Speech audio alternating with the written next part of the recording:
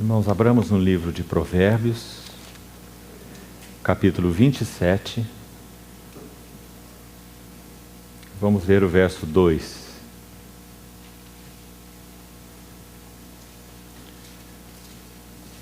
Provérbios 27, versículo 2. Seja outro o que te louve, e não a tua boca, o estrangeiro e não os teus lábios. Com esse verso nós concluímos a sessão dos discursos de desafio de Jó. Vimos ontem que os capítulos 29, 30 e 31 do livro são os capítulos, respectivamente, da autoglorificação de Jó, da autopiedade de Jó e da autojustificação de Jó. Porque ele chegou a esse ponto, nesse período de um processo de Deus gradual de transformação em sua vida.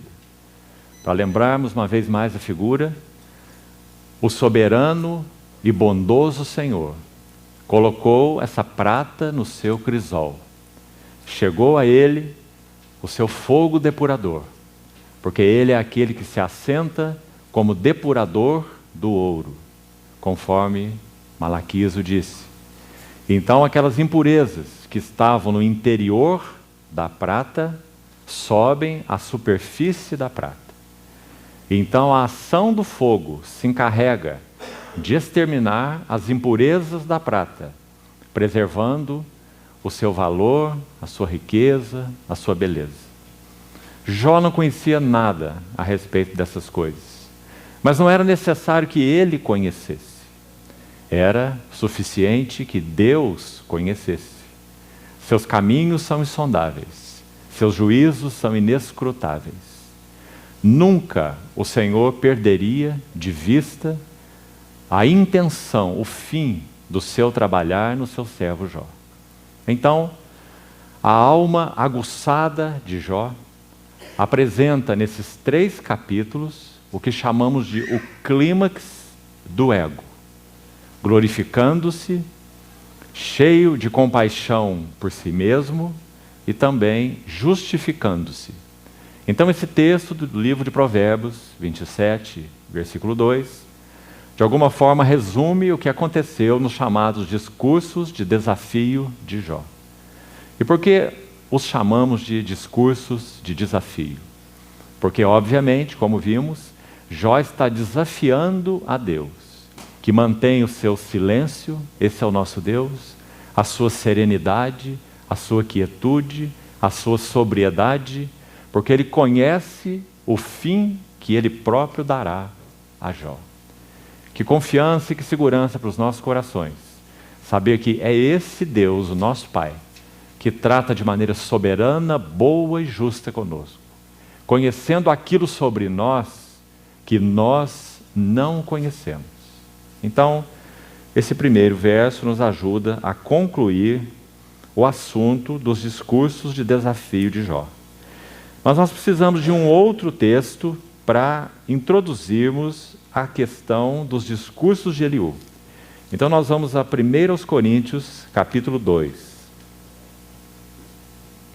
Vamos ler desde o verso 9 ao verso 14.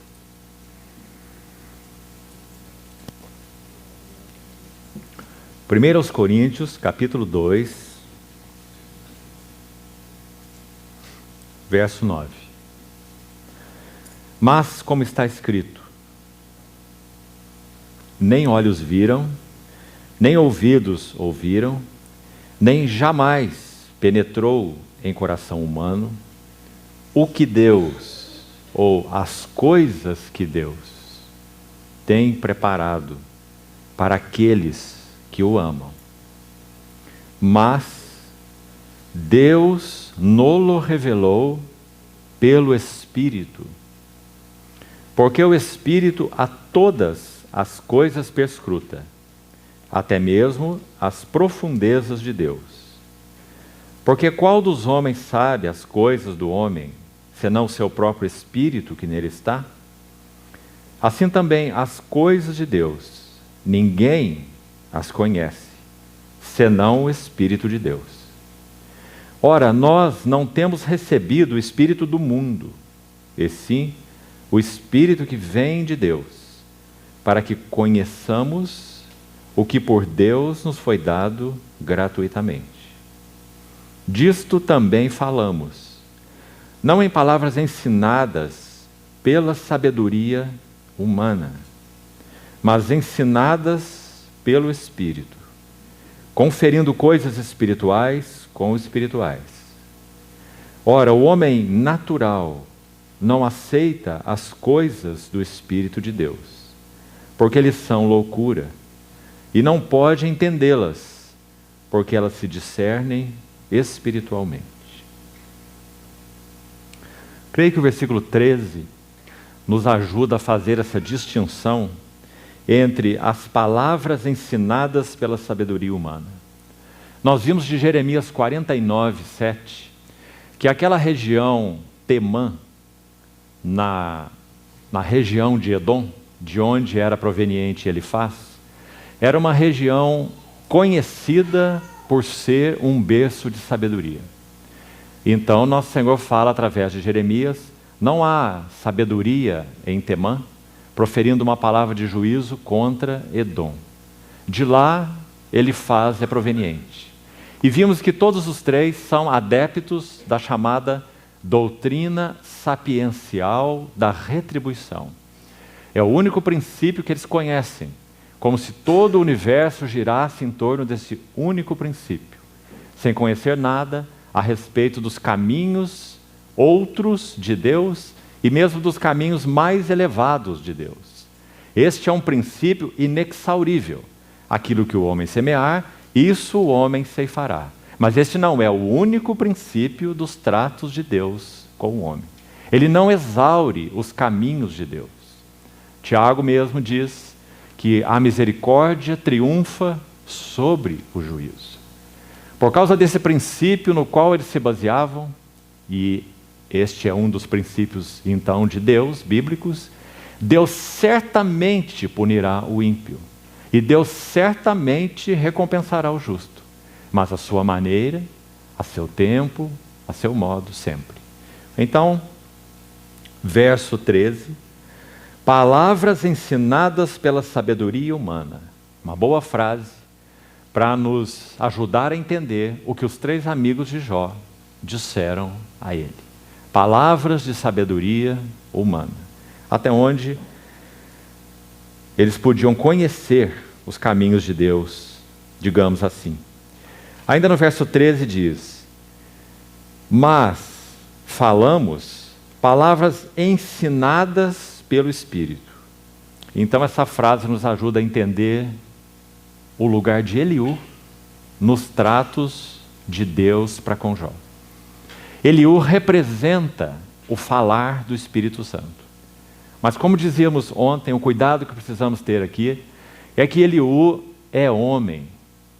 Então haverá lugar, vamos ver, para uma introdução, uma intromissão da alma nesse falar inicialmente espiritual de Eliú. É uma intromissão sutil, mas claramente detectada no segundo e terceiro discursos de Eliú. São 4 os seus discursos. Nos capítulos intermediários 34 e 35, nós vamos examinar e vamos ver como a alma de Eliú, ela se intromete naquilo que o Espírito de Deus queria falar a Jó através desse intérprete chamado Eliú. Então, ainda o versículo 14 do texto de Coríntios 2 diz assim: ora, o homem natural não aceita as coisas do Espírito de Deus, porque eles são loucura. Certamente, queridos irmãos, a interpretação dada por Eliú a respeito dos caminhos de Deus soou como loucura para os amigos de Jó. Entendo que eles apenas não reagiram ao que Eliú disse, porque eles já estavam completamente esgotados no seu trato com Jó, no que diziam a Jó, discursos para lá e discursos para cá. Enfim, as palavras deles cessaram num desânimo completo a respeito das dos revides de Jó e a respeito da situação até onde ela o tinha chegado. Então, o homem natural não aceita as coisas do Espírito de Deus, porque eles são loucura, e não pode entendê-las, porque elas se discernem espiritualmente. Então vamos primeiro dividir essa série de discursos de Eliú. Então vamos ao livro de Jó, no capítulo 32, onde os discursos se iniciam. Lembrando que aqui há uma pequena seção dentro do texto poético, há uma pequena seção de 5 versículos que são também narrativa. Então podemos dizer que com a frase última do capítulo 31, dissemos que realmente é uma das mais belas frases do livro de Jó, porque Jó encerra 12 discursos, onde ele vem batendo na mesma tecla e tentando chamar Deus para o seu tribunal, e Deus se mantém silente, porque, como falamos, as impurezas estão vindo à tona. Deus então não falaria com Jó. Era necessário que toda aquela impureza viesse à superfície, e assim vieram nos 3 discursos de desafio. Então, fim das palavras de Jó. Sabe, irmãos, a música não seria tão bela se não houvesse pausas. Quando nós temos o fim das palavras de Jó, nós temos a pausa naquela música monótona. Então nós vamos entrar num outro arranjo, numa outra sessão. A música é sempre mais bela depois da pausa. Então a pausa é feita nesse verso final do capítulo 31. Então a narrativa dos 5 versos do capítulo 32 nos interessam muito, porque introduzem a pessoa de Eliú. Então vamos ver o que é dito aqui. Cessaram aqueles 3 homens de responder a Jó. Então não é apenas fim das palavras de Jó, é também fim das palavras dos seus 3 amigos, esgotados e que não chegaram a nada na sua tentativa de consolar e ajudar a Jó. Cessaram de responder a Jó no tocante ao se ter ele por justo aos seus próprios olhos. E então se acendeu a ira de Eliú. Eliú significa Deus é o Senhor. Eliú abre o caminho para o falar de Deus no capítulo 38. Como nós dissemos, e vamos sempre enfatizar isso, Eliú é homem.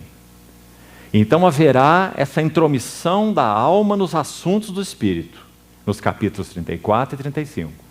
Mas isso não muda o fato de que Eliú continua sendo, já vamos destacar agora mesmo esse termo aí no texto, o intérprete. Eliú é o intérprete. Ele vai interpretar para Jó algo dos caminhos de Deus, e mais do que isso, Eliú irá preparar o caminho para o encontro de Jó com Deus. Essa é a finalidade de Eliú, nesse livro. Então se acendeu a ira de Eliú, filho de Baraquel, buzita, da família de Rão. Acendeu-se a sua ira contra Jó, porque este pretendia ser mais justo do que Deus. Isso ficou muito claro nos discursos de desafio de Jó, que examinamos ontem à noite. Também a sua ira se acendeu contra os 3 amigos, porque, mesmo não achando eles o que responder, condenavam a Jó. Essa é a última, a terceira série dos discursos entre eles que nós examinamos. Na última etapa, na terceira série de discursos, já falamos bastante isso, eles tomaram a posição de fazer uma acusação dolorosa e direta sobre a pessoa de Jó, e completamente falsa, nós já vimos, segundo as palavras do próprio Deus. Versículo 4. Eliú, porém, esperava para falar, pois era de menos idade do que ele. Vendo Eliú que já não havia resposta na boca daqueles 3 homens, a sua ira se acendeu.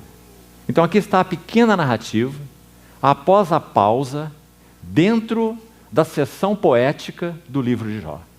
Então entendamos a beleza e a importância dessa pausa. porque agora uma nova página do livro vai se abrir. Podemos dizer que desde o capítulo 3, quando a sessão poética inicia, até o capítulo 31, a nota, o tom é um só, como temos visto. Acentua-se uma nota aqui, acentua-se uma nota ali, mas o tom é um só.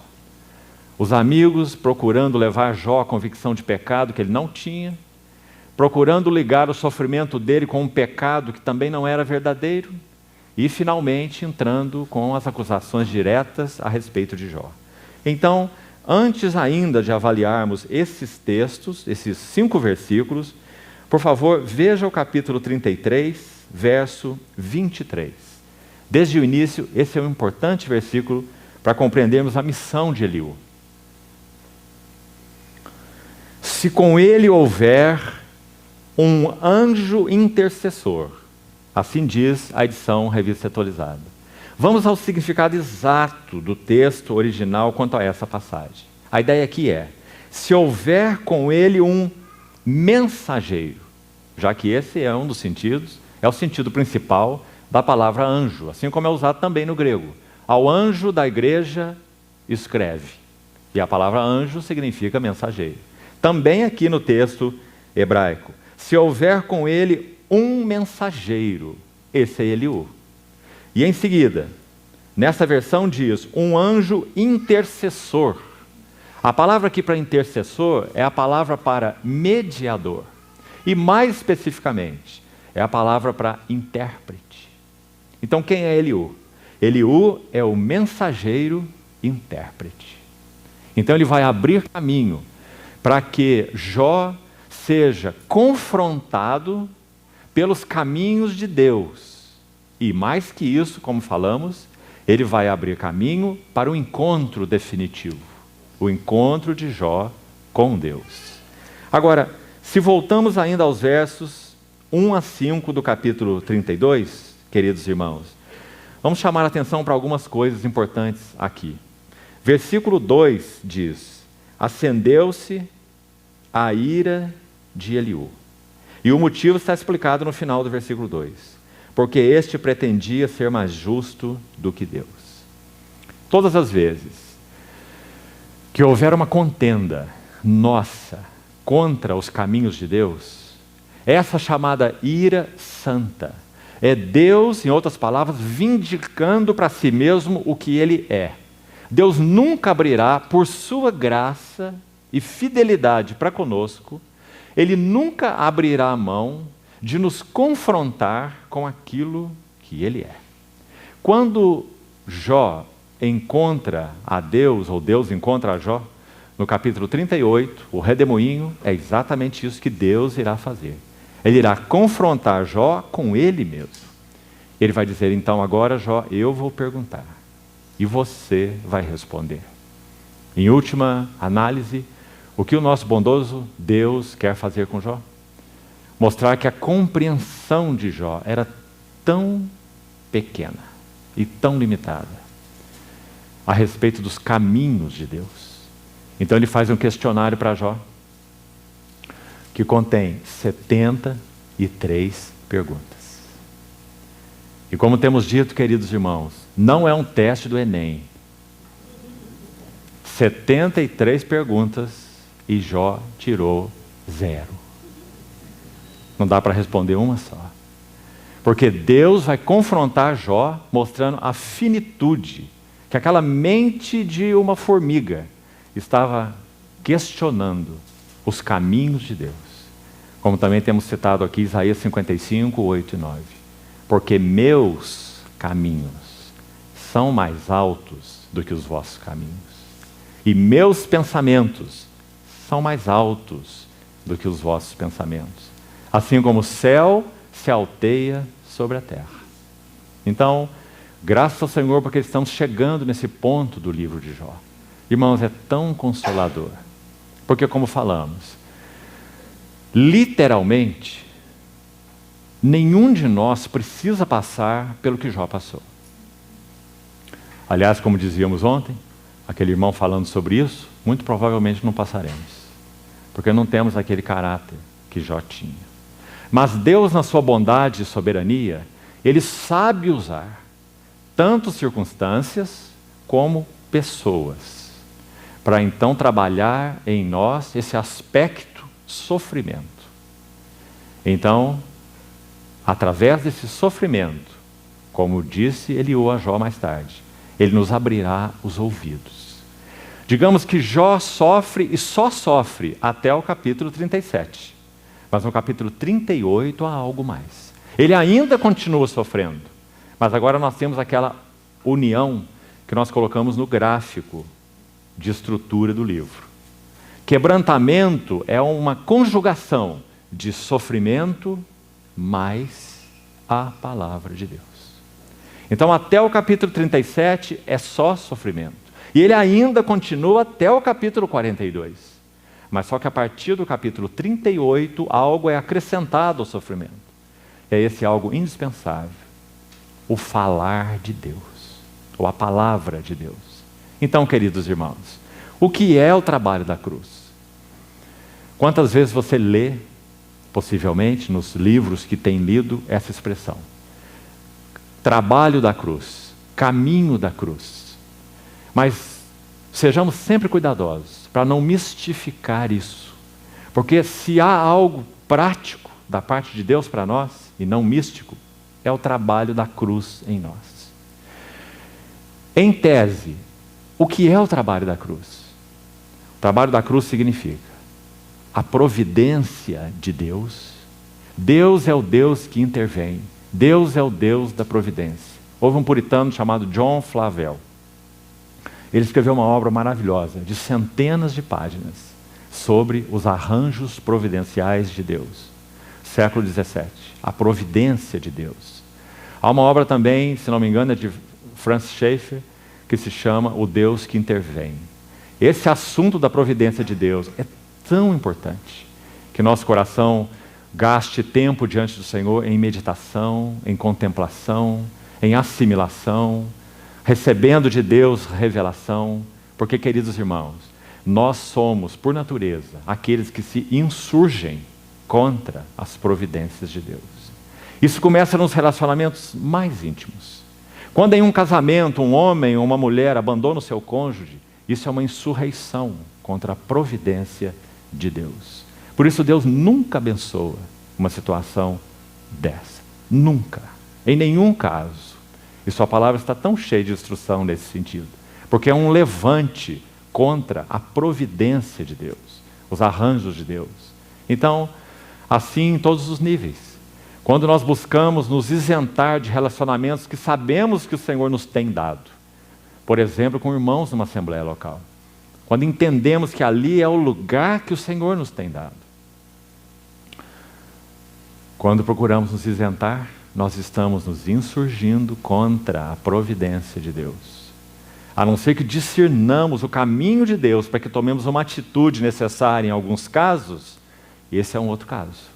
Mas se nós nos levantamos contra aquilo que o Senhor tem promovido para trabalhar nossas vidas, é uma insurreição contra a providência de Deus.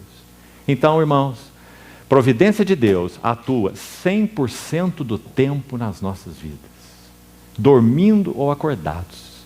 Deus está com seu arranjo providencial, circunstâncias. E por causa de nós sermos o que somos, sempre as circunstâncias vão nos afetar.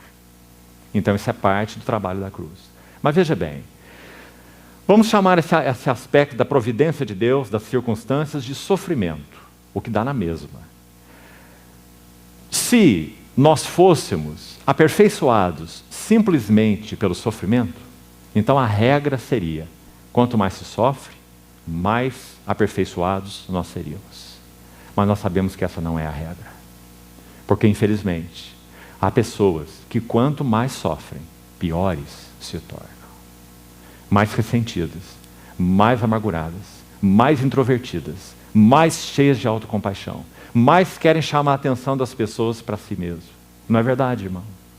Não é verdade que em determinados tipos de sofrimento, quando nós talvez vamos à reunião com os irmãos, nós não temos vontade quase de entrar com um cartaz escrito, eu estou sofrendo? E ocuparmos o centro das reuniões de oração? não é? Então, os irmãos se reúnem e vão orar. Mas não oramos como igreja, não oramos corporativamente. Nós fazemos orações individuais juntos. Porque cada um de nós tem os seus problemas, dificuldades, aflições, não é? O sofrimento sempre tende em si mesmo a nos introverter. E ele em si mesmo não nos aponta o caminho de Deus. Então ele não é suficiente. Sofrimento abre os nossos ouvidos para ouvir a palavra de Deus. No sofrimento nós temos que ter a atitude de Samuel. Fala que o teu servo ouve. Jó nunca disse isso ao Senhor. Ele pedia respostas do Senhor. Responde-me, justifica-te. Como pode isso estar acontecendo comigo? Onde eu pequei? Esse era o conflito de Jó. Ele nunca disse, fala, Senhor, o teu servo ouve. Então Eliú vai ajudá-lo nesse sentido. E vai ajudá-lo no capítulo 36. Vamos chegar lá posteriormente. Dizendo que ao aflito, ele livra por meio da aflição. E pela opressão, lhe abre os ouvidos para que receba instrução. Então o que é o trabalho da cruz? É o trabalho do sofrimento mais a palavra de Deus. Se não ouvirmos a palavra de Deus no sofrimento, a cruz não poderá trabalhar em nós. Agora, irmãos, só a palavra de Deus também não é suficiente. E aí nós nos lembramos o que diz C.S. Lewis. O sofrimento é o trombone de Deus para despertar um mundo surdo. E quanto isso é verdadeiro. Então, sofrimento e palavra de Deus. Ainda há algo, entendo, muito necessário nesse assunto do trabalho da cruz. Preste atenção. Nem o sofrimento, a ação do sofrimento em nossas vidas, e nem a ação da palavra de Deus em nossas vidas são compulsórias. Querido irmão, nunca se engane aqui. Se quando o Senhor está ordenando e arranjando as circunstâncias providenciais em nossa vida para tratar conosco, nós não nos ajoelhamos, para usar uma linguagem de Madame Guyon. Precisamos aprender a nos ajoelhar e a beijar a mão que trata conosco. Então, se isso não acontece, o sofrimento não terá ação sobre nossas vidas. Porque o trabalho da cruz não é compulsório. Antes do trabalho da cruz sempre existe um se. Lembra das palavras do Senhor? Se alguém quer vir após mim, a si mesmo se negue. Tome sua cruz e siga-me. Sempre será uma opção escolhida, voluntária. Então, a nossa reação ao sofrimento determinará se esse sofrimento terá efeito transformador em nossas vidas. Se nós reagimos contra os arranjos de Deus, perdemos o sentido do trabalho da cruz através do sofrimento. Está claro isso, irmãos? A mesma coisa com relação à palavra de Deus. Será que a Escritura realmente ensina isso? Escute, para que você perceba. Hebreus 4:12 fala sobre esse aspecto aqui da palavra de Deus. Sofrimento mais a palavra de Deus. Hebreus 4:12 diz, a palavra de Deus é viva, é eficaz, é mais cortante que qualquer adaga de 2 gumes, e penetra ao ponto de dividir alma de espírito, juntas e medulas, e sonda, discerne, julga, é a ideia lá, pensamentos e até motivações do coração. Confunda ela vai, não é? Mas volte no versículo 2 de Hebreus 4. E olha o que está escrito lá. Hebreus 4:2. Mas a palavra que ouviram não lhes aproveitou, visto não ter sido acompanhada, misturada, é a ideia mais precisa, misturada, mesclada com a fé, naqueles que ouviram. Então nós temos uma pergunta aqui, nessa altura. Há algum problema com a palavra de Deus? O versículo 12 está aí. A palavra de Deus é como Deus é. Hebreus aponta a Deus em particular como o Deus vivo. Horrível coisa é cair nas mãos do Deus vivo. Porque a palavra de Deus é viva? Porque ela tem a mesma natureza daquele que a profere. Deus é vivo, então sua palavra é viva. Não há nenhum problema com a sua palavra. Deus é aquele que diz, a palavra que sai da minha boca, Isaías de novo, ela não voltará para mim vazia, mas fará o que me apraz. Isso é o que o livro de Hebreus chama de eficaz. Ele profere a sua palavra e sua palavra é proferida com uma finalidade específica e não falhará. Mas essa não é a única verdade. A outra verdade é que Deus não atua com a sua soberania anulando ou violentando a resposta do homem. Do contrário, Deus seria um manuseador de marionetes. E esse não é o Deus da Bíblia. Nem manipulador, nem arbitrário, nem um Deus que usa sua soberania passando como um rolo compressor sobre a nossa responsabilidade humana. A tal ponto, do nosso Senhor Jesus se colocar à porta de uma assembleia, na carta que ele enviou a ela, e dizer, eu estou à porta e bato. Se alguém ouvir a minha voz e abrir a porta, essa é a nossa responsabilidade. E a dele, eu entrarei e cearei com ele e ele comigo. Então, irmãos, nunca provoquemos conflito entre essas duas verdades sublimes e na nossa limitação humana, de todos nós, inexplicável. A soberania de Deus não atua de modo horizontal. Ela vai até um ponto e a partir daquele ponto não é mais a soberania de Deus. Agora é a responsabilidade do homem. Nunca pense assim. Isso é um equívoco. A soberania de Deus, a responsabilidade do homem atuam assim. A soberania de Deus opera 100% do tempo. E a responsabilidade do homem opera 100% do tempo.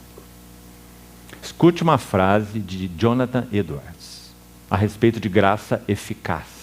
Aquela graça que Deus derrama sobre o homem e que faz aquilo que Deus designou que ela faz. Isso foi chamado por aqueles irmãos de graça eficaz. Escute o que ele diz com atenção. Ele disse assim, na graça eficaz, nós não somos meramente passivos. E nem Deus faz uma parte e nós fazemos o restante. Mas Deus faz tudo e nós fazemos tudo. Porque é isso mesmo que Ele produz, as nossas obras. Deus é a única verdadeira fonte e o único verdadeiro autor. Mas nós somos verdadeiros agentes. Somos em diferentes aspectos totalmente passivos e totalmente ativos. Paradoxal a definição dele, não é? Em que sentido nós somos totalmente passivos? No sentido que Deus é a única verdadeira fonte e o único verdadeiro autor. Se Deus não inicia, ninguém pode iniciar. Se Deus não fala, nada acontece. Se Deus não faz, ninguém faz. Deus é a única verdadeira fonte, Deus é o único verdadeiro autor. Mas nós somos verdadeiros agentes. Então, com essa expressão anterior, nessa sua frase, ele explicou o que ele quis dizer no final. Em que sentido somos totalmente passivos? Em que nós não somos fonte e origem de nada. É Deus que tem que tomar a iniciativa. É Deus que tem que falar. É Deus que tem que apontar o caminho. É a palavra de Deus que tem que ser dada. Deus é a única verdadeira fonte. Mas e quando Ele aponta o caminho? E quando Ele dá a sua palavra? E quando Ele dá a sua graça? Sabe o que Paulo disse aos Coríntios? Que não recebais a graça de Deus em vão. Sabe o que mais ele disse aos Coríntios? Pela graça de Deus eu sou o que eu sou. E a graça que me foi dada não se tornou vã. Antes eu trabalhei mais do que todos os apóstolos. Aí nós podíamos achar que ele estava se gloriando do seu trabalho. Então ele continua o versículo assim, porém não eu, mas a graça de Deus comigo. Um paradoxo inexplicável. A graça de Deus está operando, a graça de Deus está dando suporte, a graça de Deus é eficaz, mas nós somos verdadeiros agentes. Então, irmãos, que importante compreendermos isso, nesse assunto do trabalho da cruz. Aliás, o que Deus estava aguardando de Jó? Por que Deus não se revelou no redemoinho, no capítulo 3? Você já se perguntou? Por que o redemoinho não está no capítulo 3, está no capítulo 38? Eliú vai nos dar a resposta. Veja aqui no capítulo 32, verso 4. Eliú, porém, esperara para falar. Oh, irmãos, quão dócil, quão gentil é o nosso soberano Deus. Eliú esperara para falar. Você pode imaginar? Nós não sabemos, e ninguém sabe precisar, que hora Eliú chegou nessa conversa. Ele não é citado lá no capítulo 2, quando aqueles 3 amigos são citados. Lá não há o nome de Eliú. Em algum momento ele entrou nessa conversa. Em algum momento ele ouviu as palavras de Jó, e muito bem, e ouviu as palavras dos 3 amigos de Jó. Você viu que eles são citados aqui. Mas nós não sabemos dizer quando Eliú entrou nessa conversa. Mas sabemos que ele ouviu toda essa conversa.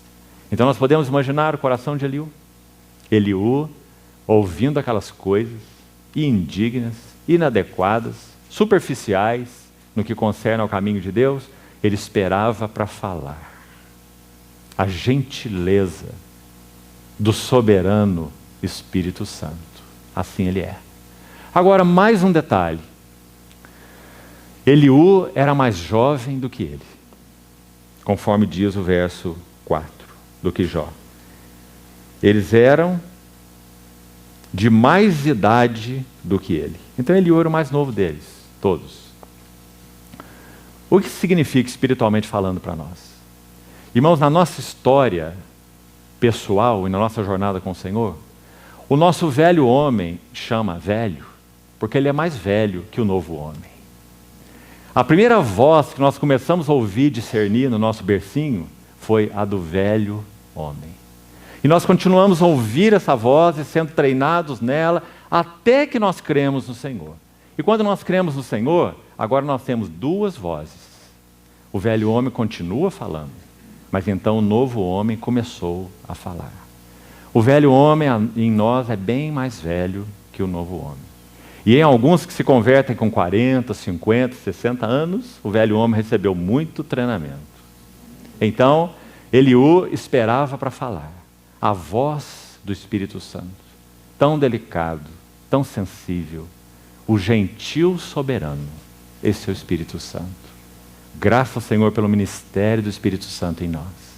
As palavras que lemos em Coríntios 2 são tão lindas, porque o versículo 9, já lemos o texto na introdução, diz que olhos não viram, esse era o Jó, e esse somos nós, por natureza. Ouvidos também não ouviram. Na mente humana jamais penetrou as coisas que Deus tem preparado para aqueles que o amam. Jó amava Deus, Deus amava Jó, Jó amava Deus, e Deus tinha preparado coisas para Jó, que os seus olhos não viam, que seus ouvidos não ouviam, e que o seu coração humano não compreendia. Mas então nós temos Coríntios 2:10, que começa com mas, tão precioso. Mas Deus nolo revelou pelo Espírito. Esse é o ministério de Eliú.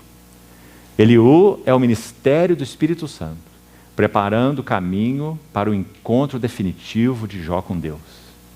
Então, Deus nos revelou pelo Espírito, porque esse Espírito perscruta aquilo que Jó não conseguia, aquilo que os 3 amigos não conseguiam. Eliú começou a tocar. Eliú não tem o tom dos discursos de Deus no capítulo 38, 39, 40, 41, porque Eliú não é Deus. Mas Eliú é o intérprete. Por isso ele representa, na limitação da sua figura, o falar do Espírito Santo. Então, esse Espírito a todas as coisas perscruta, até as profundezas de Deus. Então que lindo texto esse de Coríntios. Esse Espírito de Deus não fala com sabedoria humana. Ele fala de modo espiritual, como vimos no mesmo texto, Coríntios 2. São palavras ensinadas pelo Espírito que Jó iria ouvir através de Eliú. Até naquele ponto em que a alma de Eliú vai se intrometer, e então Eliú vai se recompor de novo e retornar ao curso original. Isso apresenta uma grande lição para nós também. Então, essas coisas introdutórias realmente têm muito valor e importância para nós, para que compreendamos o sentido de Eliú no trabalhar de Deus em Jó. Agora vamos seguir um pouco mais. Se Eliú é esse intérprete que lemos no capítulo 33, verso 23, se ele é o anjo intercessor, ou é o mensageiro intérprete, para colocar em outras palavras, ou o mensageiro mediador, o que compõe a mesma ideia. Por que isso é assim?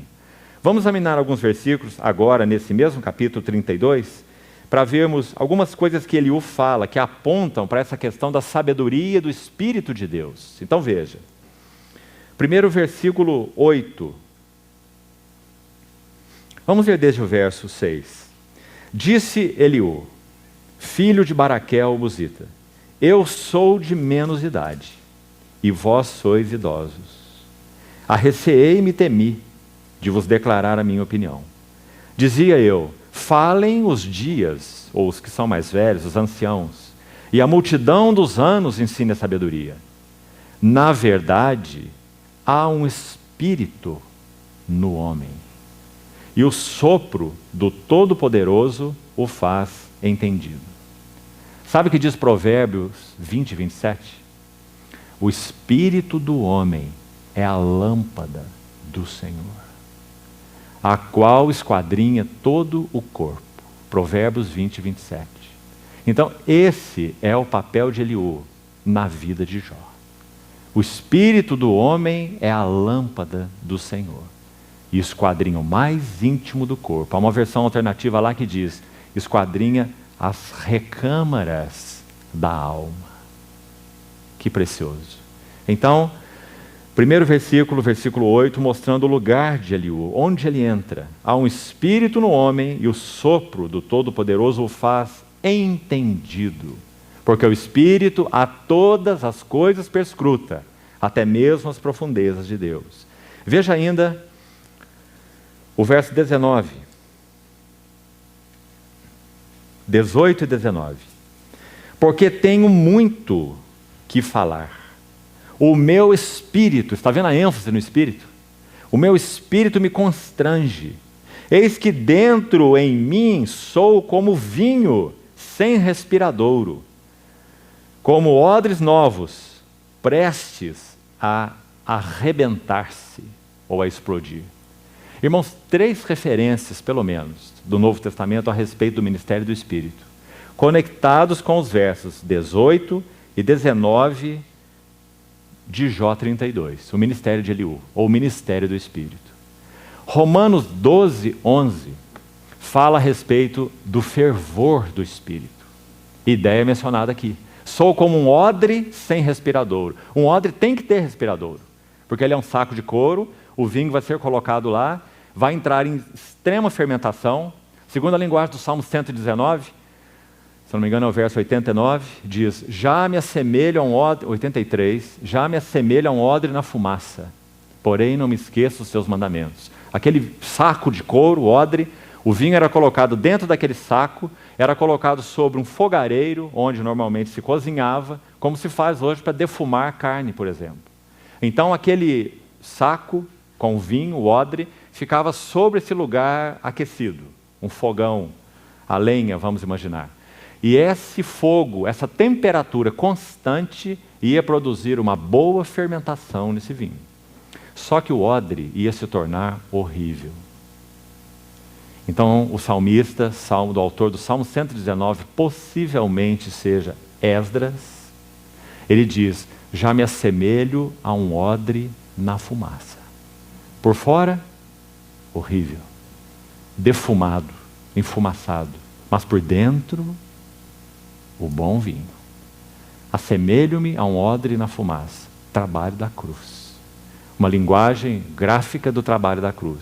Então, Romanos 12, 11. Sede fervorosos de espírito.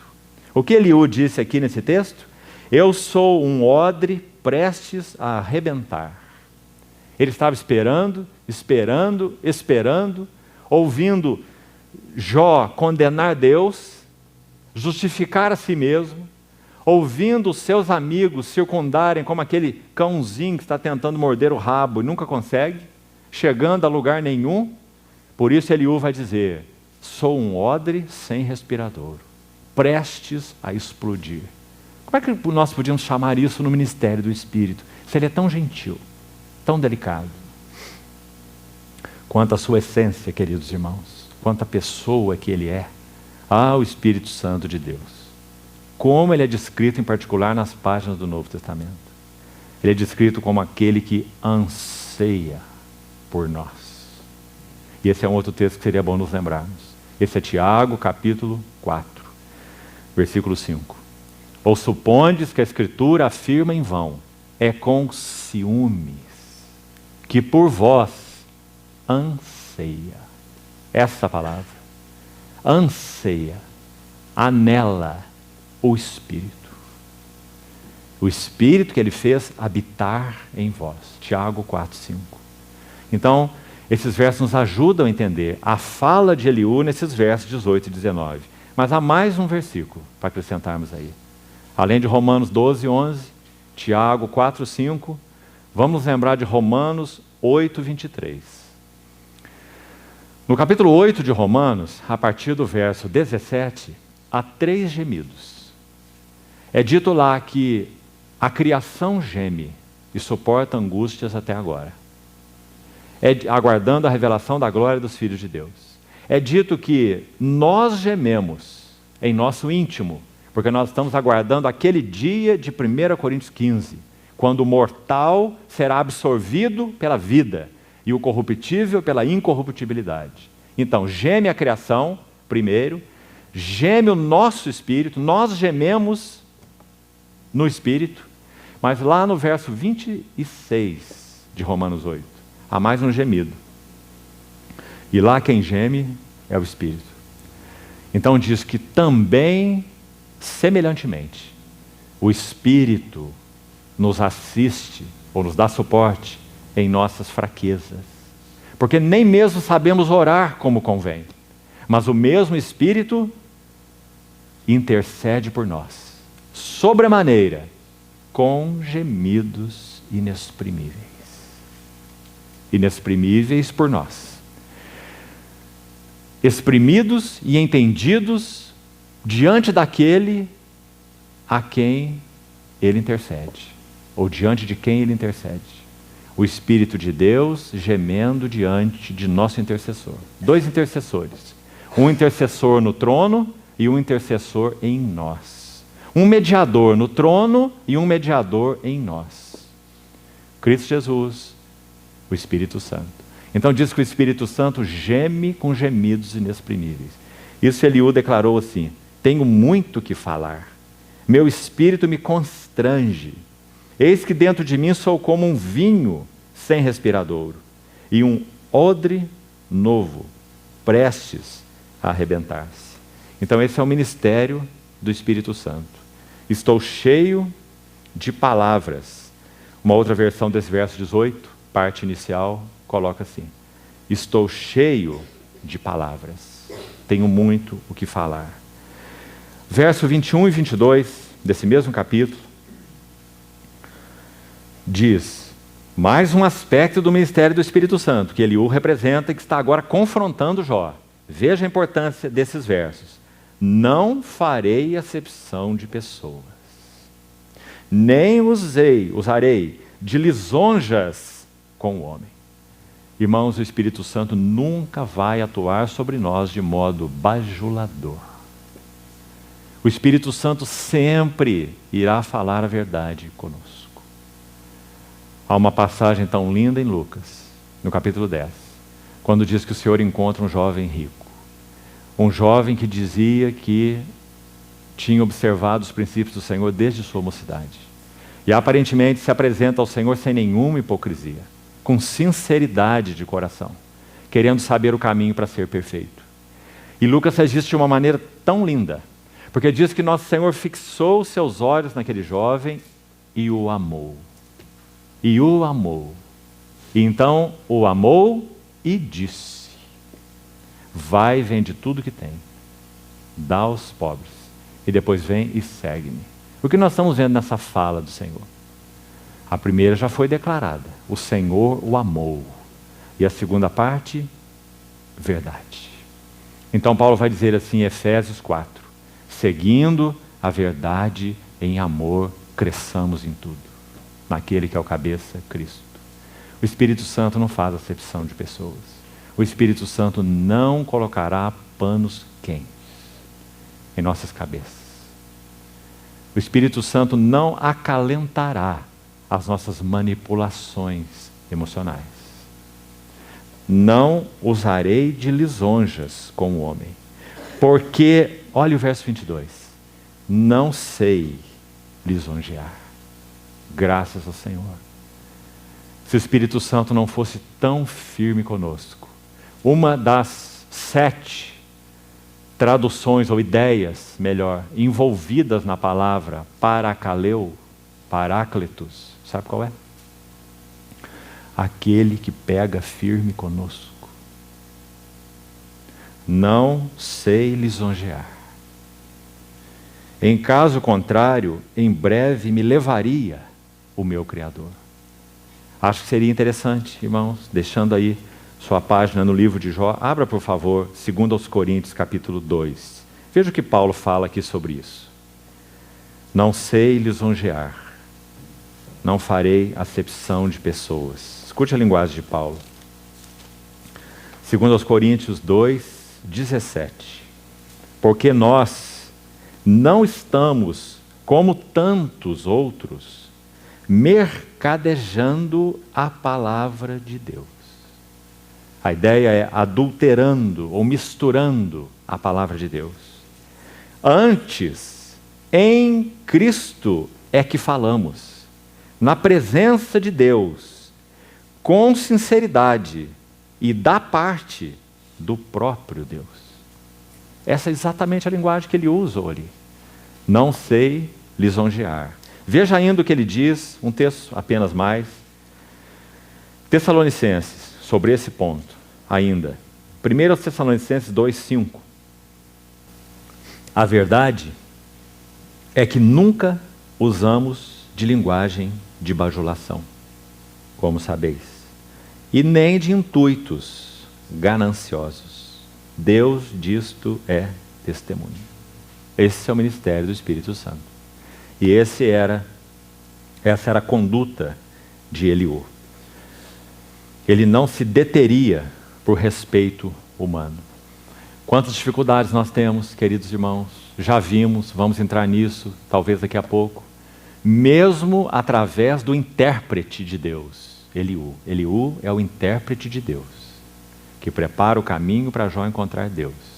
Mesmo através do intérprete de Deus, houve um período de invasão da alma. Vamos entrar em alguns detalhes nisso, Senhor permitir daqui a pouco, de muito valor para nós. Mas ainda assim perceba, como Eliú é registrado já no primeiro capítulo, nas suas próprias palavras, falando do significado do ministério do bendito Espírito Santo, em aspectos muito específicos. Então, não se deterá por respeito humano. Quantas vezes nós nos detemos por respeito humano? Nós usamos de uma palavra talvez mais severa por causa da qualidade daquele irmão. E usamos de uma palavra menos severa por causa da qualidade daquele outro irmão. Respeito humano. O que nós precisamos saber é que o Espírito Santo nunca honrará isso. Falta de fidelidade ao falar do Espírito Santo. Então esse não era Eliú, esse não é o Espírito Santo. Agora no verso 13 é o último que vamos ver nesse capítulo. Verso 13, um verso importante ainda aí, Jó 32. Eliú diz assim para os amigos de Jó: não vos desculpeis, pois, dizendo, achamos sabedoria nele. Deus pode vencê-lo e não o homem. Irmão, sinceramente, essa tradução, revista atualizada, não é boa. Para dizer o que essa primeira parte do versículo, em particular, a outra sim, mas a primeira parte do versículo disse. Então aqui diz, não vos desculpeis, pois, dizendo, achamos sabedoria nele. A ideia é, pelo que não digais, achamos a sabedoria. Não digais, achamos a sabedoria. Ponto e vírgula. Deus o derribou e não o homem. Então, essa tradução coloca de um sentido bastante superficial a ideia embutida, exatamente embutida nesse versículo, segundo o texto original. Então, o que Eliú está dizendo para eles é, não digais, achamos a sabedoria. Vamos tentar explicar isso de outra forma. Eliú está dizendo, não achem que porque Jó se calou, vocês venceram. Compreendeu? Jó se calou, vocês venceram. Os argumentos de vocês são os argumentos de Deus. Então ele vai acrescentar: Deus pode vencê-lo e não o homem. Não é uma linda frase? Exatamente o que acontece na ação do redemoinho de Deus, quando Deus fala com Jó. Ali, Jó foi vencido. E Eliú fez o quê? Preparou o caminho para o encontro com Deus. Não é isso que o Espírito Santo faz? O ministério do Espírito Santo é preparar o nosso caminho para o encontro com Cristo. O ministério do Espírito Santo é convencer Rebeca das riquezas de Isaac.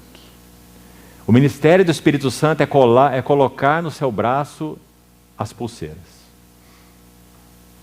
e colocar no seu rosto os pendentes. Meu senhor Abraão é muito rico e deu ao seu filho tudo o que ele possui. Esse é o ministério do Espírito Santo, abrindo o caminho, não para nos trazer a Ele mesmo, exatamente, porque o ministério do Espírito Santo não é espiritocêntrico. Todas as vezes que, num determinado ambiente de culto que seja, nós ouvimos falar demais no Espírito Santo, então algum problema está acontecendo. Porque a presença e o ministério do Espírito Santo é um ministério que chama atenção para Cristo. Ele me glorificará, porque há de receber tudo que é meu e vou-lo há de anunciar. Então, esse verso 13 também é de grande importância nesse versículo. Deus pode vencê-lo, nesse capítulo. Deus pode vencê-lo e não o homem. Alguma coisa sobre o capítulo 33, também bem objetiva, para ver se conseguimos chegar nos capítulos 34 e 35 ainda. Capítulo 33, verso 4. O Espírito de Deus me fez, e o sopro do Todo-Poderoso me dá vida. Mais uma ênfase ao lugar que Eliú está ocupando no trato de Deus com Jó. Verso 4. Versos 6 e 7. Eis que diante de Deus sou como tu és, também eu sou formado do barro. Por isso não te inspiro terror, nem será pesada sobre ti minha mão. Ah, queridos irmãos, João capítulo 7 diz que o Espírito ainda não fora dado, porque Jesus Cristo não havia sido ainda glorificado. Quando nós vamos à composição daquele azeite destinado ao uso particular do sacerdote, no livro de Êxodo, nós vamos ver que os componentes daquele azeite falam de natureza humana. As ervas aromáticas, a mirra, que compunham aquele azeite. Aqueles elementos falam de atributos da natureza humana do nosso Senhor Jesus. Agora, esses atributos eram misturados com uma parte de azeite puro, de óleo puro, de azeite puro. E era então aplicado no seu uso devido. O que isso significa na tipologia? Vamos colocar assim, com muita reverência. O Espírito de Deus é um Espírito eterno. Ele em si mesmo não sofre mudança. Deus é imutável. Nele não há variação e nem sombra de mudança. E o Espírito Santo é Deus. Mas, quando o Espírito Santo prepara um corpo, um veículo humano no ventre da Virgem para a revelação do Verbo eterno de Deus, conforme Lucas registra, então agora, na pessoa de Jesus Cristo, que também nunca antes teve natureza humana, nem Jesus ele se chamava, ele é o Filho de Deus, o Logos, o Verbo, não é? Então, ele se chamará Jesus, porque salvará seu povo dos seus pecados. Então, quando nosso Senhor Jesus, o corpo do nosso Senhor Jesus é formado no ventre da Virgem, a sua história humana começa, então podemos assim dizer, o Espírito Santo irá, não apenas preparar para ele um corpo. Sacrifício e oferta não quiseste, antes um corpo me preparaste. Mas o Espírito Santo irá habitar e habilitar plenamente essa vida para a vida humana. Esse é o tema de Lucas. Lucas diz que Jesus é homem. E Lucas vai enfatizar que ele é um homem cheio do Espírito Santo. Então ele vai pelo Espírito Santo conduzido ao deserto. Pelo Espírito Santo ele volta do deserto para a Galileia. Pelo Espírito Santo ele vai a Nazaré. Abre o livro na sinagoga e lê Isaías 61. O Espírito de Deus está sobre mim, pelo que me ungiu para pregar e etc. Então a vida do Senhor Jesus, segundo Lucas, é a vida de um homem cheio do Espírito Santo. Então, irmãos, quando o nosso Senhor Jesus foi glorificado, entronizado, Ele derrama o seu Espírito sobre aqueles e para aqueles que a Ele pertencem. Isso significa, toda a experiência que o Verbo encarnado teve em sua vida, sofrimentos, rejeição, afrontas, dores, tentações, lutas, temores, ou seja lá o que for, elas estão nele, é a sua experiência, é o Verbo de Deus. Ele não é um outro Jesus no trono.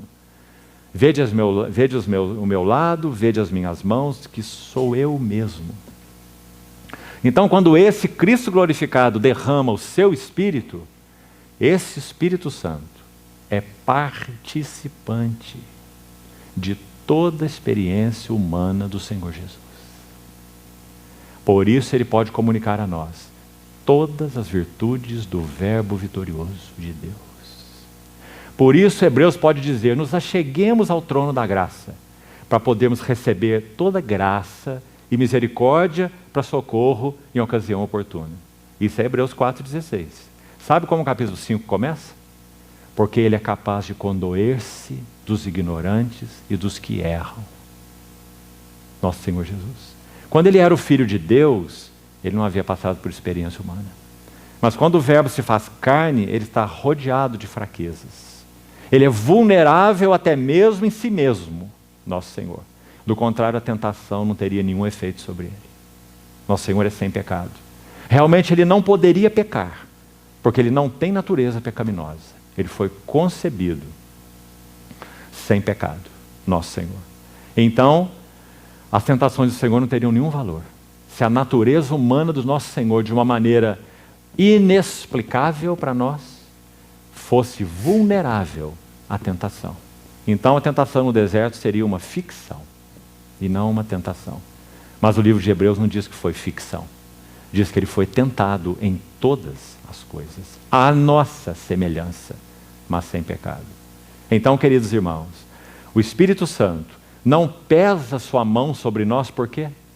Porque o profeta disse os seus mandamentos, João diz na sua epístola, também refletindo na linguagem de Isaías, os seus mandamentos não são penosos, porque o Espírito Santo não te inspira o terror, nem será pesada sobre ti a minha mão, porque o Espírito Santo nos habilita, segundo tudo que o nosso Senhor Jesus experimentou na sua vida humana.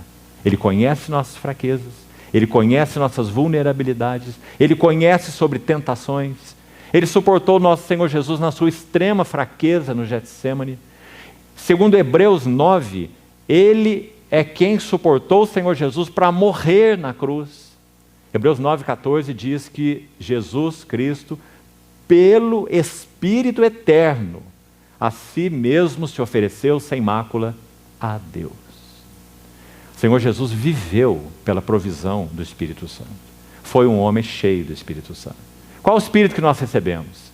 O Espírito do Jesus glorificado.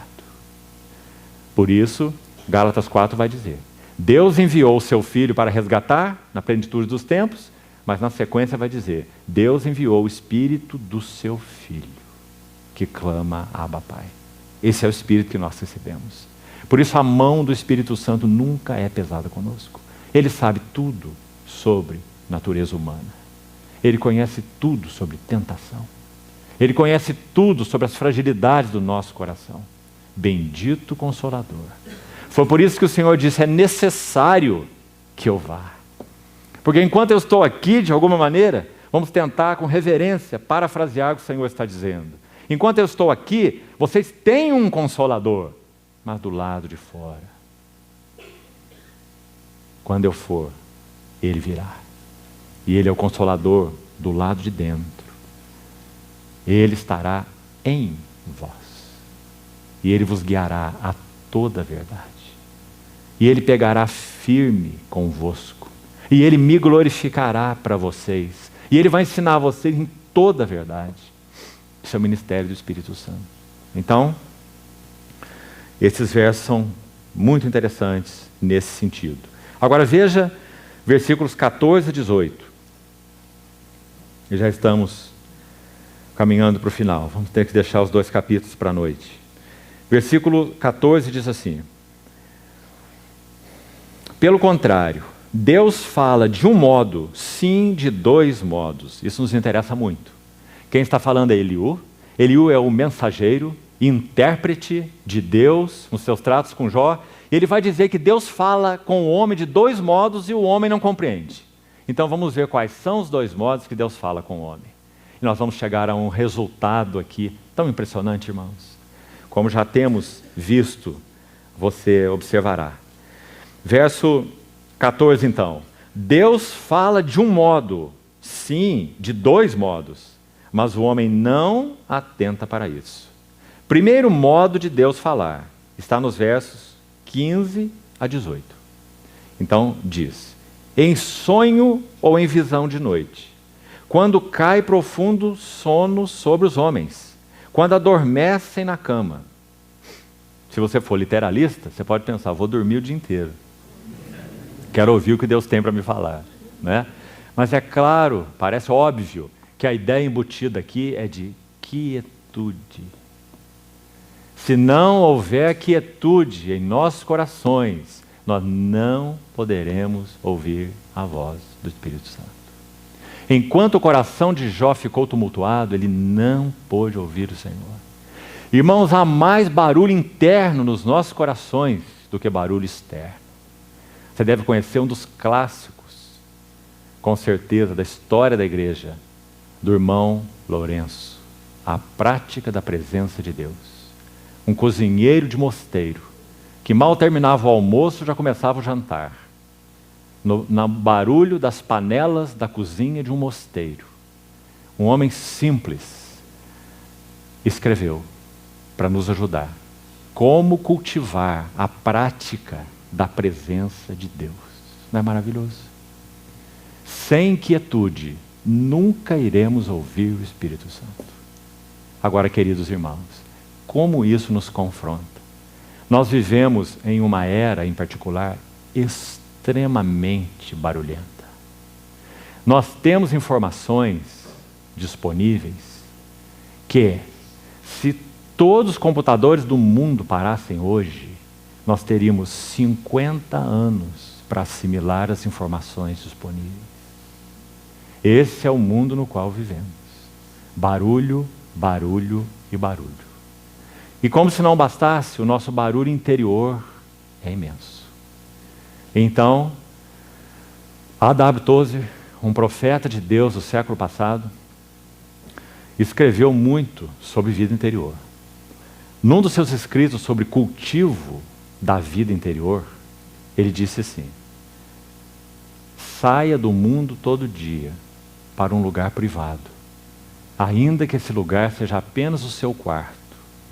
Desligue os sons desagradáveis e saia do seu lugar tranquilo, determinado a não ouvi-los. Leia menos, mas leia mais aquilo que for importante para a tua vida interior. Pratique a sinceridade de uma criança, a humildade. Ore a Deus pedindo olhos simples. Cultive a presença de Deus. Com o tempo, aprenda a orar interiormente a todo tempo.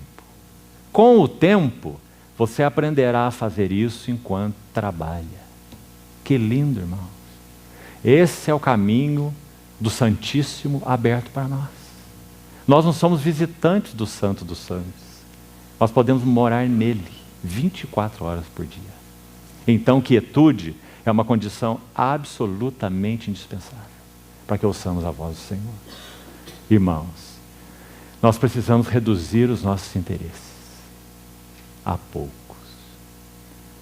Como nós temos falado em outros contextos com irmãos, há 30 anos atrás, quando eu era um jovem, bastava você se graduar.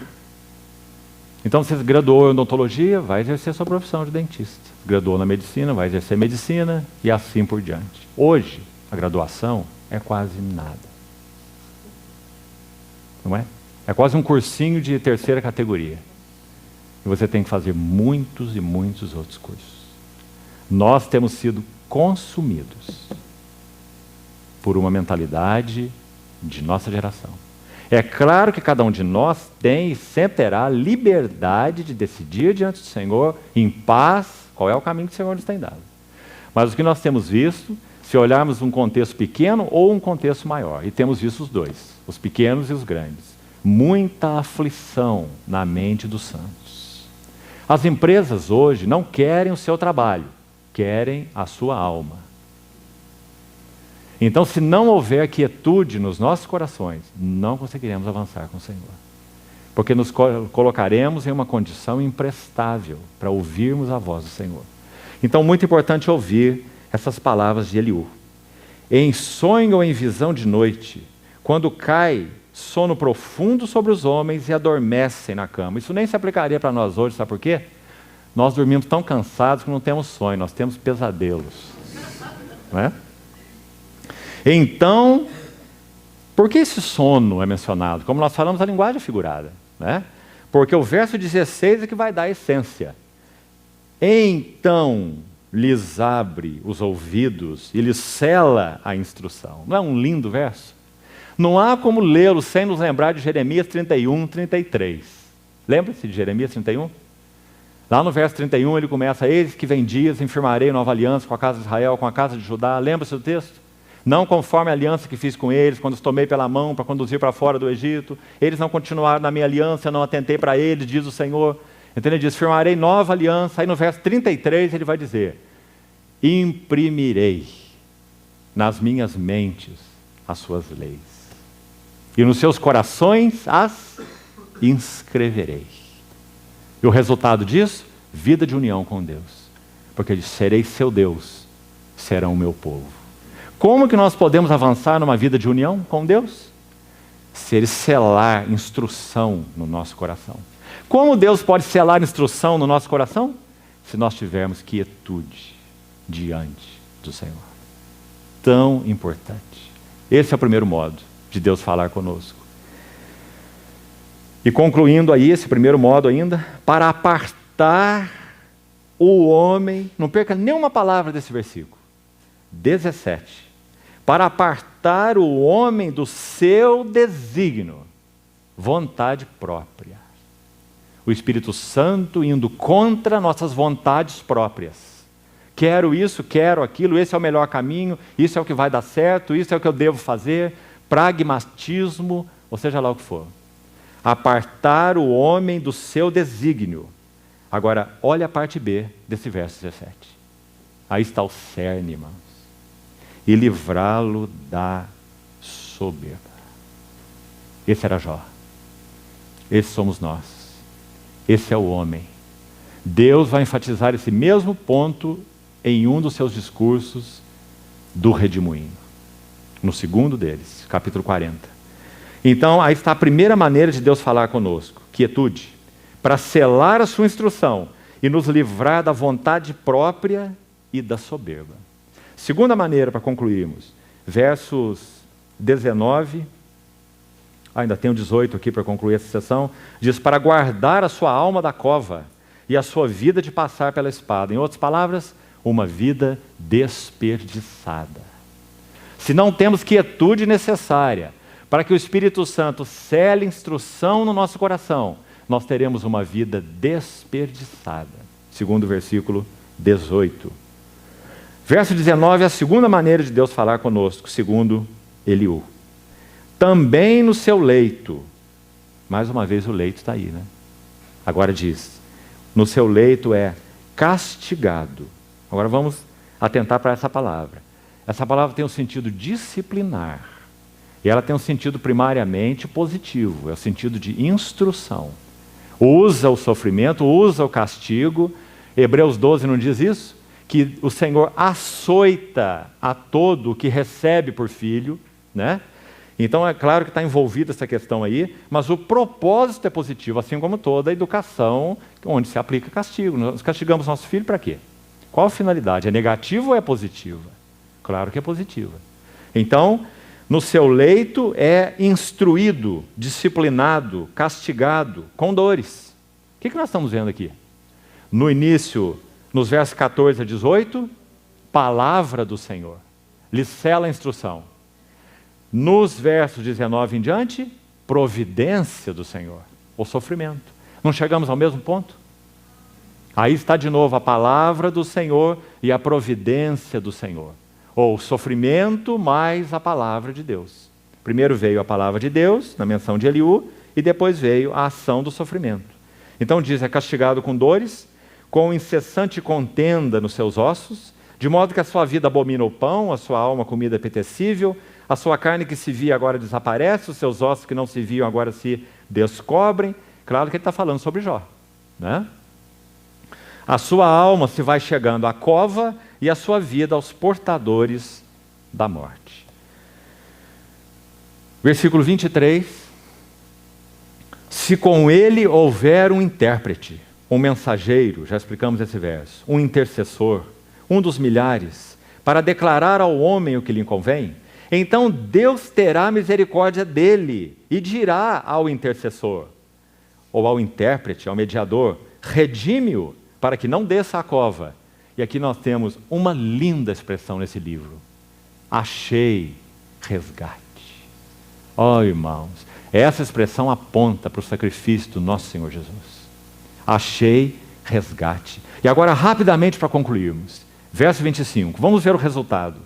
Sua carne se robustecerá com o vigor da sua infância, e ele tornará aos dias da sua juventude. Deveras orará. O que significa o verso 25? Rapidamente. Filipenses 3,10. Para o conhecer e o poder da sua ressurreição. É o que Jó ainda não tinha experimentado. Deveras orará a Deus e Deus lhe será propício. Ele com júbilo verá a face de Deus e esse lhe restituirá a sua justiça.